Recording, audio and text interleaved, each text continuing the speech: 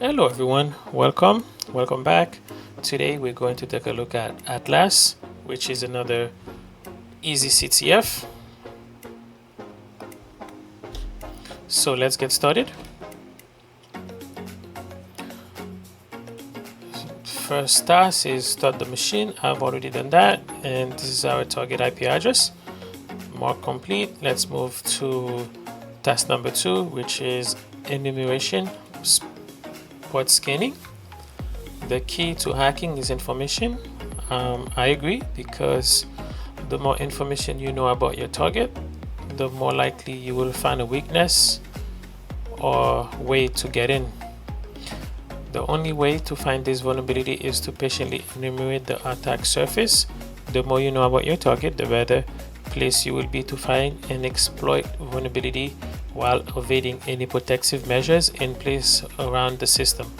At its most basic, the syntax for nmap is quite simple. It's nmap IP address. We can put that to the test. Let me save my IP address like always. Let's do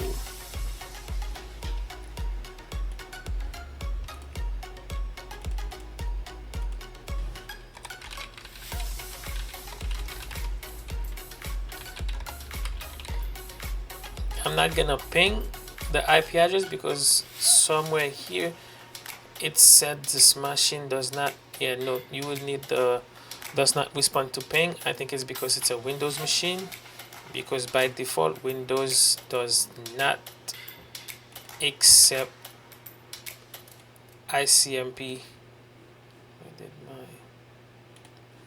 Yeah, it does not accept ping requests or echo requests. So that's if we take a look at this box over here, VV is for verbose, meaning if we use nmap -VV, it's gonna show us what's happening in the background, versus if we don't include the V, we just get the result. Let me quickly demonstrate. Let's do nmap -VV and the IP. Oh, I got to include the -PN and the IP address. As you can see, it's going to show you everything that's happened in the background. As you can see, it discovered 2 ports so far, port 3389 and port 8080. So even though the scan didn't fully completed, we still get some information. So if I do the same thing again and I remove the VV, you're just gonna, yep, you don't see the same thing. When using VV, just gonna show you 2 ports open, and that's about it. There you go. So this is a Windows machine. Another way you can know that this is a Windows machine, because the time to leave, which is TTL, is 127. That's a pretty good indication that it's a Windows machine, because Linux, I think, is below 127. We can take a look at that. Let's do Windows TTL.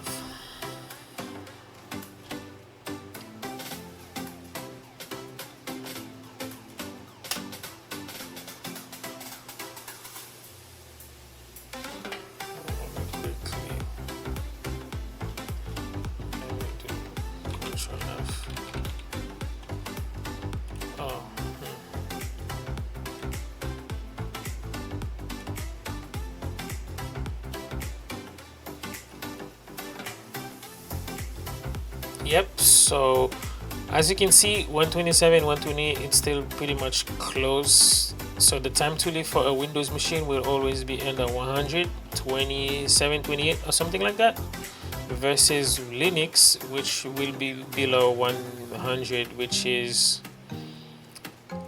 64 for Linux. So if we were running this scan on a Linux machine, the time to live will be 64 or something close to that.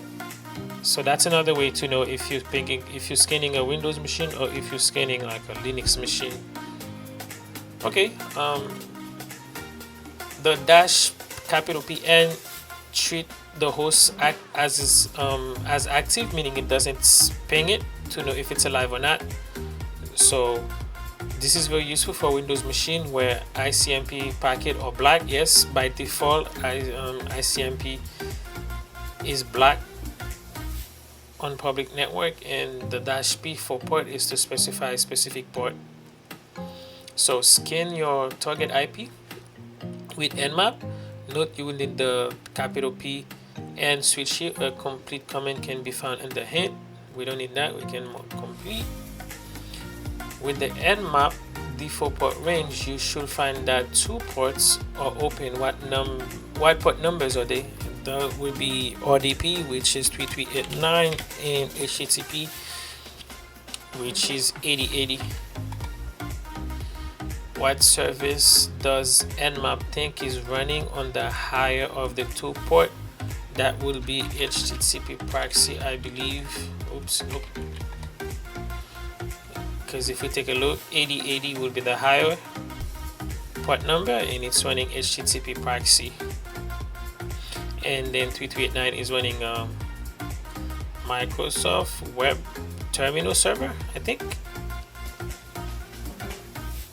Yes, Web Terminal Server. Like, if you want to get more information, we can do. Let me do another Nmap before we move forward. We can do Nmap-SV for version. Let me use capital. Let me use T for fast, because I don't know. Let me not use all that. Let me keep it simple. Let's take a look at the other questions, which we will usually go on to do a lot more in-depth scanning, but we will leave it at that for this introductory room. We have what we need for the time being. Okay, we can mark this complete. Let's see how far the scan is. About 50%, huh? Okay, I'm gonna let it run. Let's move to task number 3, which is service enumeration. Oh, that's good. That's exactly what I just run.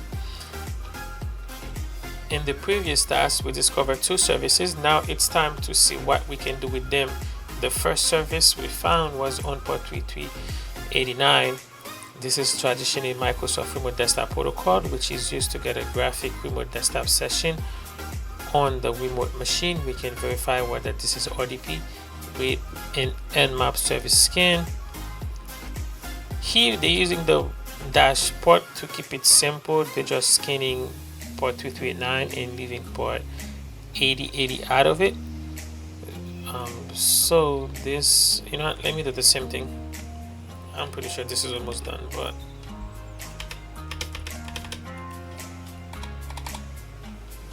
yeah, alright, let me cancel out of this. Let me clear, let me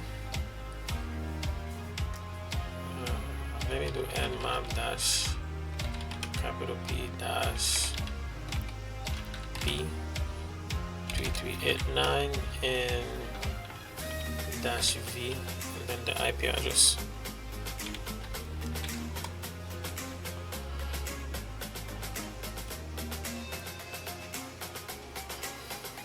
Okay, well, that was fast. Oh, wait, something is wrong. Oh, nope. It's done. So we only scan one port 3389, which is open in Microsoft Web Terminal Server, which is, yep. So it's running a terminal services. That's okay. Let's move forward. So they want us to use curl is a command line tool which let us make and craft requests over various protocol, most commonly HTTP or HTTPS. Let's do that. Let's use curl. This is a guided CTF, by the way, so that's why there's a lot of hint. They pretty much show us what to do and we just follow along. I'm doing this box because it's something different, because it's all Windows. So let's do curl dash V for verbose and then the IP address and the port, which is 8080. We should get the header. As you can see, we send a request, we send a get request to the specific host, and then we get a reply back, which is 401 access denied, And the reason we got an access denied because it's requesting that we authenticate to get access. So if we visit the IP address on that specific port,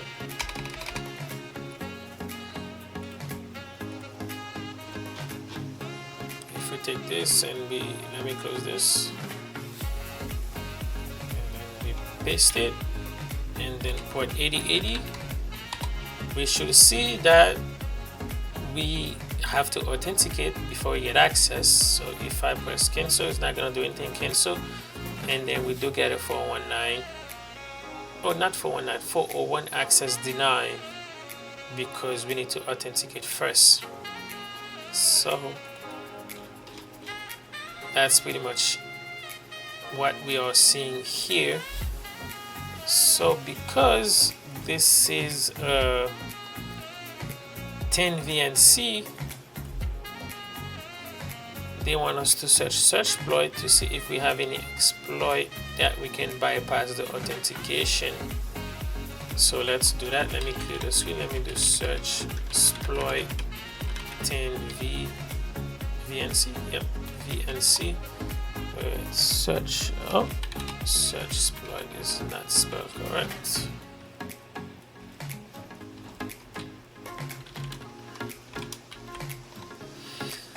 Yes, we do have one exploit that we can use, which is a Python script to authenticate the to bypass the authentication mechanism that they have going on. So use search exploit to find the vulnerability in 10VNC. So we were able to find the exploit we're gonna use, which is window remote. We can take a look at that. We can do search exploit. No, not gonna use that. Well, we can take a look at it. Window-X, Windows, remote, 47.519.py. So this is it. This is the Python script, which is very simple. Very, very simple. Okay, let's exit out. And it's verified too. Okay, let's move to task number 4, which is foothold. At this point, we will usually copy the exploit, read through it carefully, then deploy it against the target when we are satisfied that it only does what it claims to do. In this case, the exploit in exploitdb doesn't actually work, but it does give us an idea of what we're dealing with. The short version is the latest version of 10VNC at that point of writing contain a path traversal vulnerability which effectively allow us to read any file on the target. Combine this with the fact that 10VNC stupidly store its access credential in plain text. Completely unsecure, we can read the file containing the credential and bypass the authentication. Okay, for the sake of keeping things very simple, we're going to use a working copy of the exploit to access the credential. Okay, they want us to clone this exploit from GitHub repository. Let's copy. Let me see, do I have anything here? Nope, I don't. So we're gonna do git clone, paste. Okay, we do. If we go inside of it, CV. So this is it. Now we can take a look at it. We can do cat c.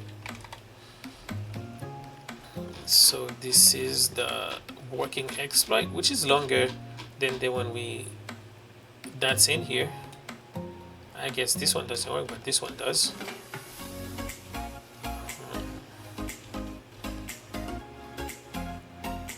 Okay, not really sure what's going on. I'm not really good with Python like that.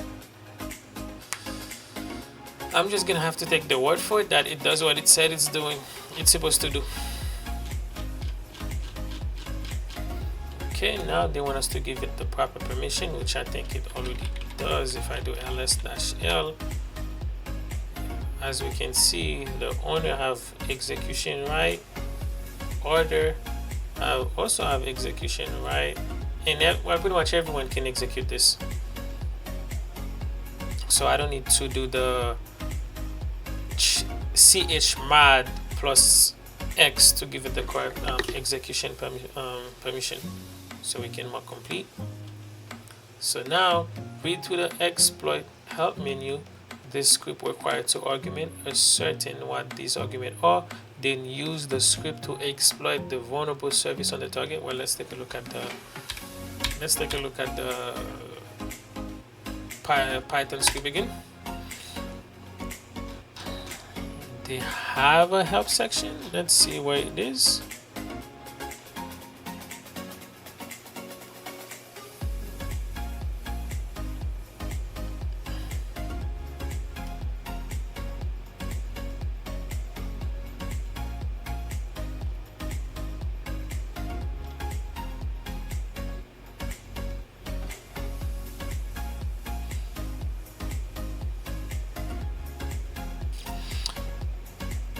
Okay, we can see that we do need a port number and we do need an IP address or domain.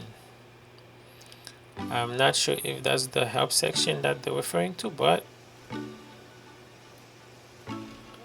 we can see that those two things are needed for the script to run.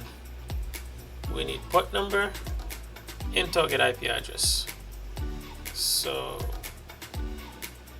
oh yeah, it's over here. Help equal target IP address and target port. So we can do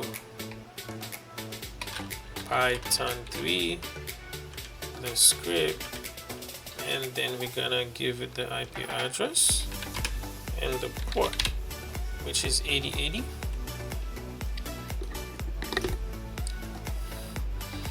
Okay, this is complete. Come on, let's go. This script required two arguments. Okay, we know what those are. The port and the IP address. Use the credential found by the script to get past the HTTP basic authentication presented when trying to access the vulnerable service in your web browser. You should have access to a user desktop. Okay, we are not there yet, so let's run the script and see what do we have. Okay, we do see that we have a credential, username and password. Okay, now we can go back. Let me close this out. We can refresh. Now we can copy Atlas.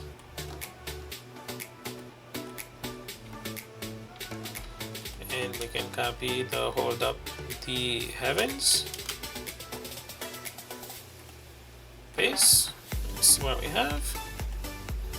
Okay, we do have a tin VNC, which is exactly what the description of VNC is. It's a web remote desktop service. So if we type the IP address of Atlas, we should get a user desktop. Let's paste, connect. There you go. We have a Windows user desktop, but the problem with this version is it's not stable. There's a lot of things we wouldn't be able to do, and it's very slow. I can even see the mouse thing. Here I see it. No, I don't. Yep. So this will be the problem of using these things, this version. So let's disconnect. Let's see what else they want us to do. Okay, let's see. Use the credential. Yes, we did that. Bonus question. Read through the exploit code and try to perform the exploit manually using curl or burp suite. You may need to look into path normalization for error debugging. Yep, not happening. Okay, let's move to task number 5. If you have reached this task, then you should have user access to the machine, congratulations. The access that we have just now is mildly revolting though.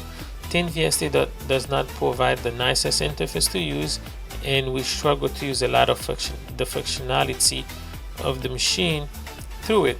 So they want us to upgrade that VNC, upgrade to an RDP. So this is the command to get that RDP session going. So -v is specify the host, -u username, -p for password, cert ignore RDP connection are encrypted. If our attacking machine doesn't recognize the certificate presented by the machine we are connecting to it, it will warn us and ask if we wish to proceed.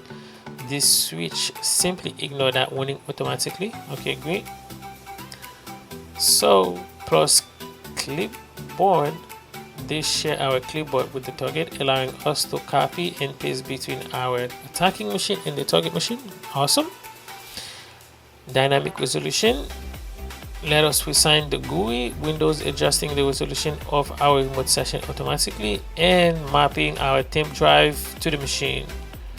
Our final switch, this shares our own temp directory with the target. This is extremely useful trick as it allows us to execute scripts and programs from our own machine without actually transferring them to the target. We will see this in action later.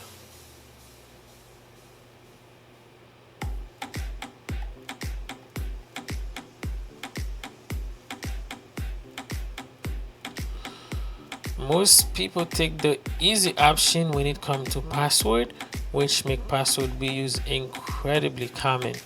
With that in mind, use our free RDP to connect to the target over RDP. Let's mark this complete. Okay, let's do that. Let's copy this command. Copy.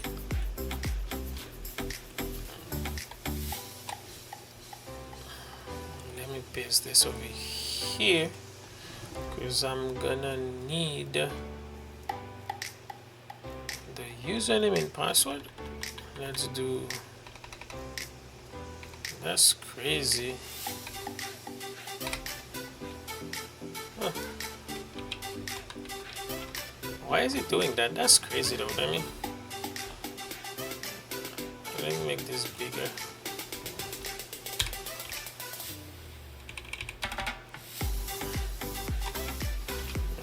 Let me clear this.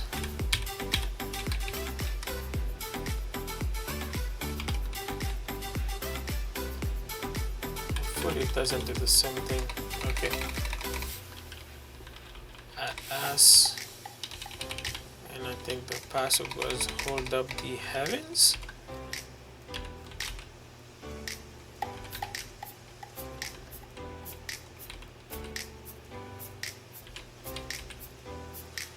If I'm being honest,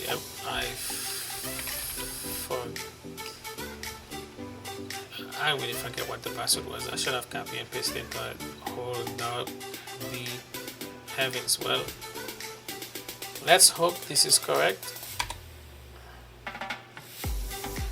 Oh, we are in business. So I was correct, the password is correct. So this is gonna be our RDP session, which is more stable than the ThinVNC, allow us to do a whole lot more. So as you can see now, I can see my mouse thing moving around. I can, okay. Now let's move to privilege escalation. Windows exploitation is a massive topic which is complicated greatly by the commonplace nature of various defense mechanisms. Antivirus software being the most well known of these, exploiting an up-to-date Windows target with the default defenses active is far out with the scope of this room, so we will assume that the Atlas server has had the defense mechanism deactivated. Okay, they want us to use PrintNightmare, which is I think it's a vulnerability found in Print Spooler. Well, let's take a look. you know me, let's take a look what PrintNightmare does.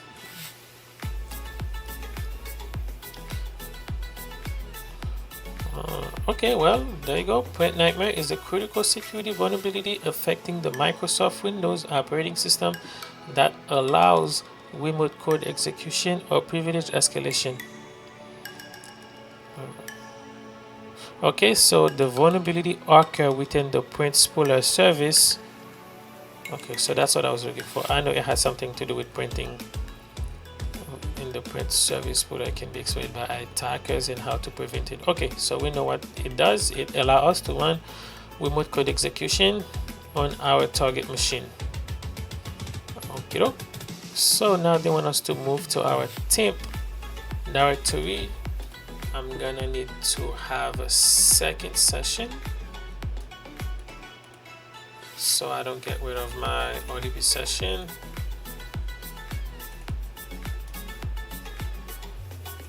So now let's move to the temp.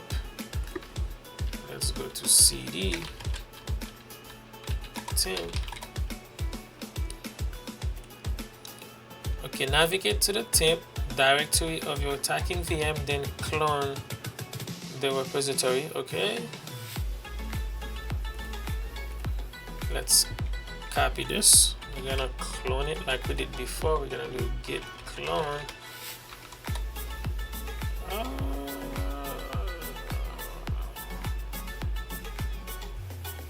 What? Oh, it's already there. Let me remove the VM thing because I don't like to see anything in here.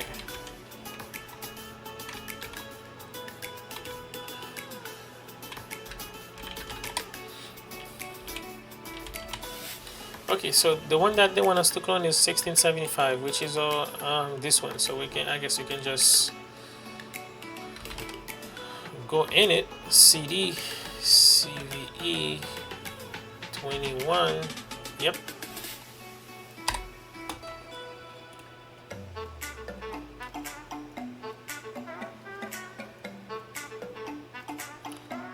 Okay, so remember that the drive /drive for temp share argument in the xfreerdp command, it's about to come handy. We can mark this complete.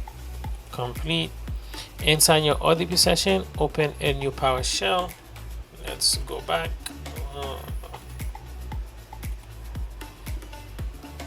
Okay, I like to use this version of PowerShell, which is the window PowerShell ISC, because it has a script section like this. Come on. Okay, it's working.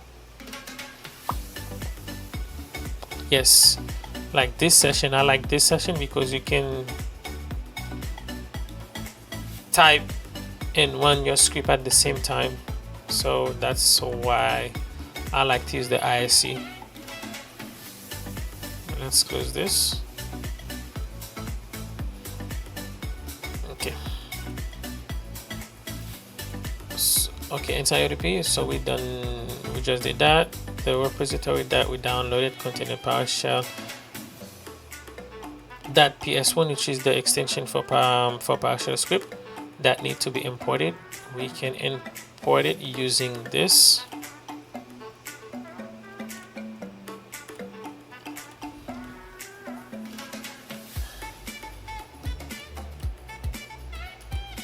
So I'm just gonna copy it. Copy. Paste.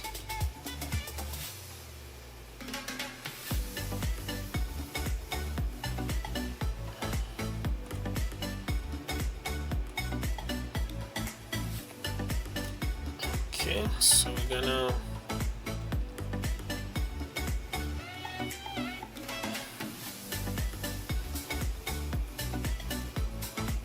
okay, it's running. Hopefully we don't get any error message. Okay, run only once. Perfect. So now this use that syntax to import any function exposed by the script. We are using the forward and backward slash cs client.share to reference the share that we created. This allows us to view and thus import files that are stored in the temp folder of our own attacking machine. So let's click complete. Only one thing left to do is to run the exploit by running invoke nightmare. So let's do that. Let's do invoke nightmare. Okay, perfect. I guess the script automatically create a username and password for us in the system, which is admin and password. So here we can see the same thing. A username was created and a password was created for us, and that user was added to the local administrator group, which will give us admin access to the machine. Notice that our payload mentioned creating a new user called admin with a password password. This is the default behavior when using this exploit. However, we could have created our own payload and substitute that, and should we have preferred another method of exploration. Regardless, we can now make use of our brand new admin account.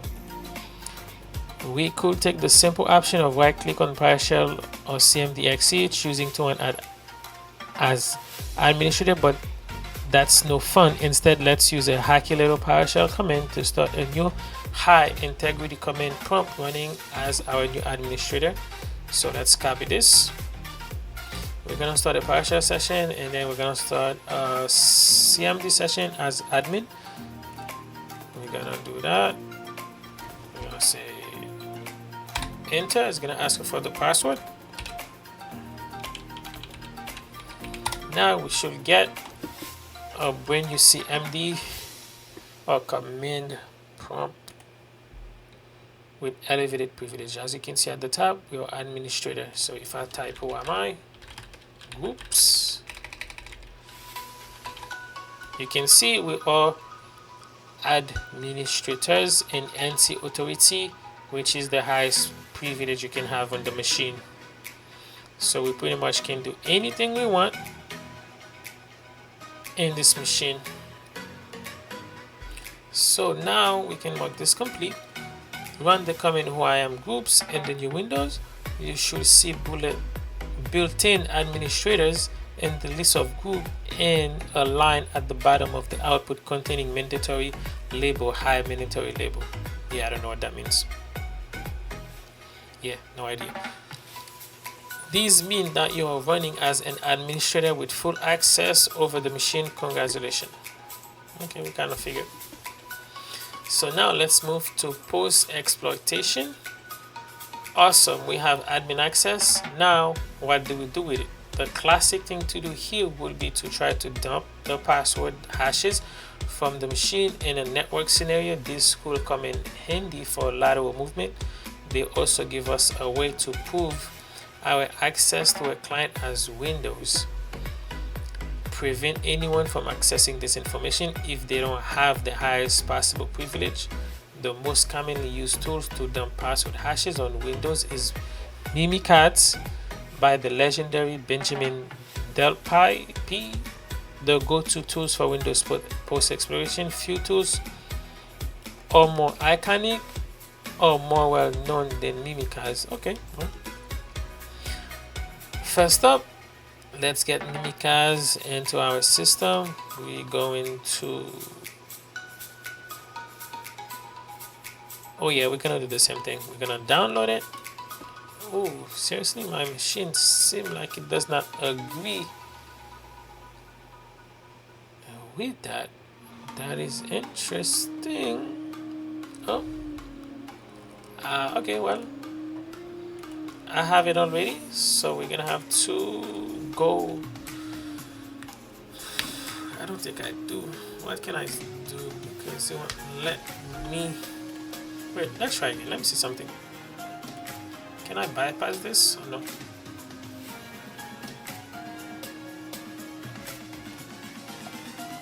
Oh, well, that's all. Okay. So they want us to use the trunk zip, which is this. But actually I do have it in the machine. I don't need to download this into my machine. So where is it exactly? Let's go back. Let's see. Do I have desktop? Let's do tools. Actually, I do not have it. Can I do wget?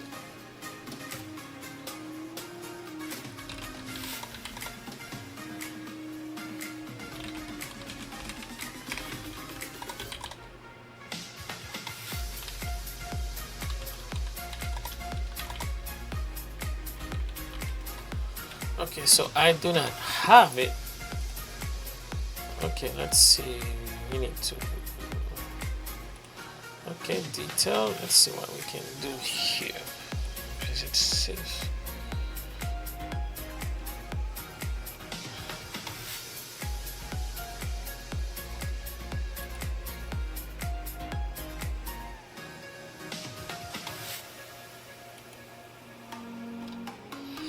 Okay. Okay, well, let me get it into this terminal because this is a SSH session, so it's not. So give me a second. Let me quickly get it into this machine. Let's go. Yeah, let me quickly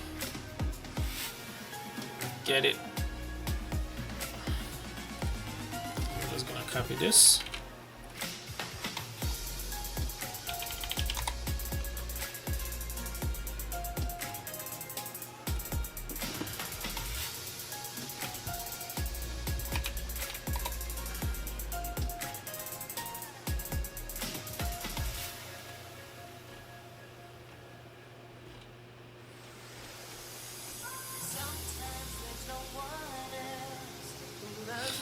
Which one do you want us to use? Trunk zip?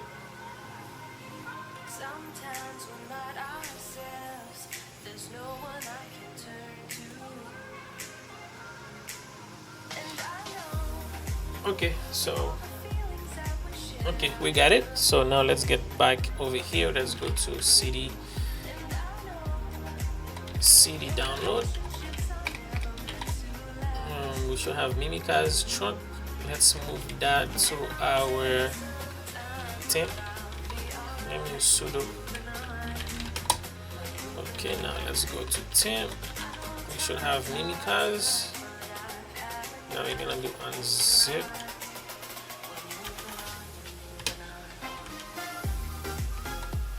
Okay, perfect. Now we should have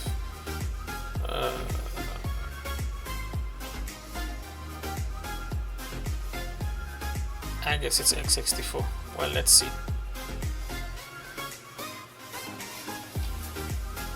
Yep, it's x64. So we've done that. So now in our PowerShell session, we're going to exactly. Is it PowerShell? Oh no. Yep, PowerShell, but inside of this. So let's type PowerShell.exe. Now we're gonna copy this.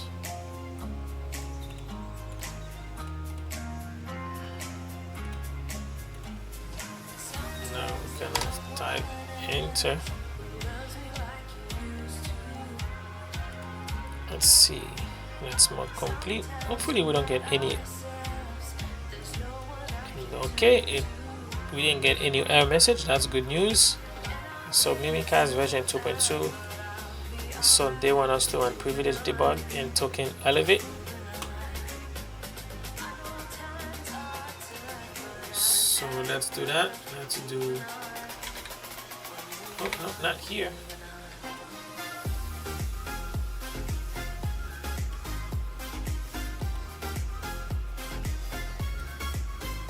Can this be bigger? Yes, it can get bigger. Okay.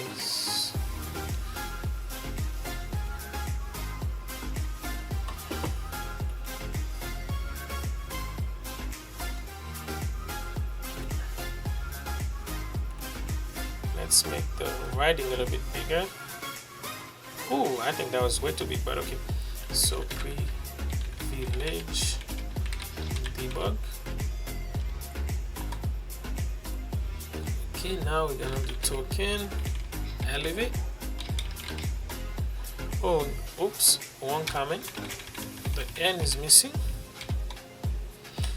Okay, so the privilege debug, this obtains debug privileges which, without going into too much depth, in the Windows privilege structure allow us to access other processes for debugging purposes. Token elevate, simply put, this take us from our administrative shell with high privileges into a system level shell with maximum privileges. This is something that we have a right to do as an administrator, but that is not usually possible using normal Windows operation. With this command executed, we are ready to dump some password. Let's get to it. So they want us to use, there are a variety of commands we could use here, all which do slightly different things. The command that we will use is lsa dump sam, which is where Windows password are stored. So we're gonna do lsa dump sam. Yep.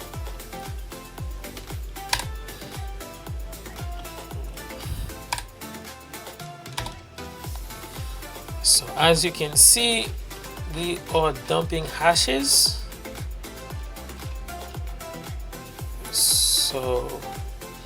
So for the administrator hashes, which will be the password, we can crack them, but there's no need to crack this. These are credential store for users, since there's no kernel, so there's no credential to be dumped.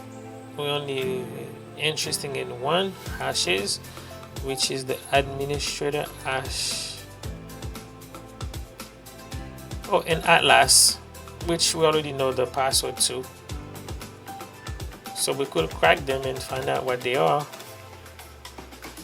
But we're not gonna do that. We only care for the administrator hash value, which is this. Let's get back to the task at hand, which is what is the administrator account NTLM password hash, which will be this. Let's see the final thought. Congratulations. Oh, this one is not complete. Congratulations, you hacked Atlas. This was a beginner box which has hopefully provided you with some skills which will prove useful as you progress in your hacking journey. We cover initial exploitation of outdated software, as well as exploiting the Windows print spooler with PrintNightmare, and dumping password hashes with Mimikatz. Kudos for completing the room. Now go hack some more. You can mark this complete. Whoop whoop, your answer is correct. So we can mark this complete. So I hope you guys enjoyed this one. Like I said before, I don't usually do these beforehand, so that's why sometimes I'll be saying things I'm not even sure about, but you guys can also fact check some of the stuff I'm saying. But at the end of the day, this is a learning process for me, and hopefully for whoever is watching this as well. So I hope we all can learn together. So until next time, before I move to the medium CTF, I think I have about 6 more room in the easy section that I want to do before I move on to more harder stuff. Let me go to learn room. Let me go to, nope, not here. Let me go to my room. Yes, so some of the stuff that I want to do, oh, it doesn't show you the one that are completed. Oh gosh. Okay, well, some of the stuff that I still want to do before moving to To the medium CTF, I want to do Skynet. I want to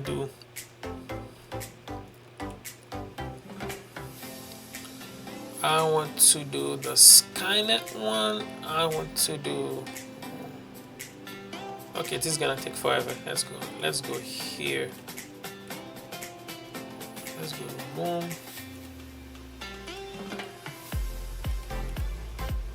CTF. Easy. I want to do white rose. I want to do cheese CTF. Actually, I do have a couple to do before moving on to the medium CTF. Yep. Oh, I want to do Agent T. I want to do hacker versus hacker. Well, at least, well, probably like more like 10 more room in the easy section before I move to medium CTF, and then hard, and that's it. There's no insane. So okay guys, I hope you enjoyed this one. Until next time, bye bye.